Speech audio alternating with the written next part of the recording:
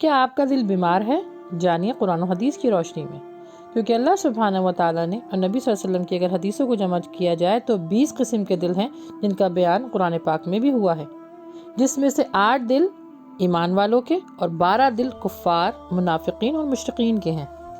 اب آپ find out کریں کہ آپ کا دل کون سا ہے۔ وضاحت دینے والا: ذبح ہو چکا ہے یا جلتا ہوا دل ہے یا غرق ہو چکا ہے، اداس ہے یا صحت مند ہے، زخمی دل ہے یا مغرور دل ہے، نرم اور کومل دل ہے، گہرائی والا دل ہے، ٹوٹا ہوا دل ہے، غمزدہ دل ہے یا بیمار دل ہے، یا بے ہوش دل ہے، یا دل بسمل ہے یا مسرور دل ہے۔ دل تو ایک ہی ہے جو اللہ سبحانہ و تعالیٰ نے بنایا ہے، لیکن اس کے مختلف جو فیلنگز ہے اس کو کنٹرول کرنے کے لیے اللہ سبحانہ و تعالیٰ فرماتا ہے الا بذکر اللہ تطمئن القلوب، اور دلوں کو میرے ہی ذکر سے سکون ملے گا۔ اللہ کا ذکر اور شکر کیجیے تاکہ شکر گزار بندوں میں شامل ہو جائیے۔